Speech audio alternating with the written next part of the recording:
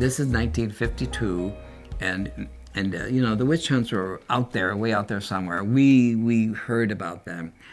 I mean, people would disappear, but we also knew that you could not be gay in the military at that time, and so people were actually being hunted down. And you know, the method was you get one person and you tell that one person, we'll give you an honorable discharge if you give us the names of everybody you know who is gay. That's what was going on. You know, they would get one person, and that person would panic and snitch on others, if there were any. I knew that because I was gay, I had to, so to speak, keep my mouth shut.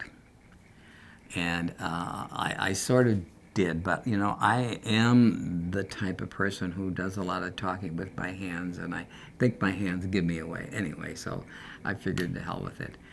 So, you know, there were a lot of people in the military that knew I was gay. And because it was the Korean War, you know, they were lenient. I can remember sitting at a typewriter, and a very handsome sailor walked by, and I went like that. And my commanding officer said, Darby, you're going to fall off your fucking seat. Oh, what? What are you talking about? I didn't realize that was so obvious. I was stationed on an island off the coast of Seattle called Bainbridge Island, and that is where our radio station was, and our schools. And we went through 3 or 4 different technical communication schools, and we were waiting. I was waiting for a top secret clearance. I did get a call to come into Seattle. They wanted to talk to me, and I thought, here it comes. I went over to Seattle, a ferry boat,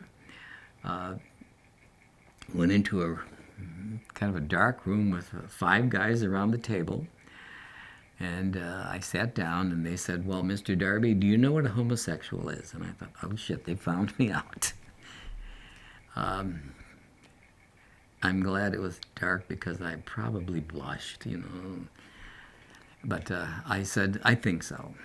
Well, then they started asking me a lot of questions. One of them was, well, on April 4th, you went on Liberty with these 3 guys, and you stayed at the Stratton Hotel in Seattle. And I thought, oh my God, they followed me around. But it turned out they weren't after me. They were after another guy. And a strange story of a guy who got caught blowing somebody. And the guy who caught him was blackmailing him. And he was blackmailing him for $2 a week. And one week, he came to the guy twice and said he wanted $2, and the guy said, I gave you that 2 days ago. He says, no, you didn't. They argued about it, and he says, I want a receipt for every money I give you. So he started collecting receipts, and at one point, he couldn't take it any longer, and he went to his commanding officer, and he threw all the receipts on top. He says, I'm out of here. I want out of this fucking Navy. And I went on Liberty with him, not knowing that he was a gay person, and that was the connection. But I think they thought they had a really live wire with me because they figured, you know, this guy easily could be gay. In that interview, they asked me if I knew anyone who was a homosexual, and I said no. And actually, that interview ended by one of them saying, well, Mr. Darby, what do you think about homosexuality? And I said, well, I'm Roman Catholic, and it's against my religion. And then he said, okay, that's it, over. And as I walked out the door, I thought, so lying and cheating and stealing and everything else, and I do that too. That was a life-saving response, because if I said yes, I would be out. And I didn't want to get out of the Navy. And number 2, if they had asked me, I would have said, you know, am I not allowed to have some secrets? I don't tell people I have a pimple on my ass. That's my personal business. And being gay, that's my personal business.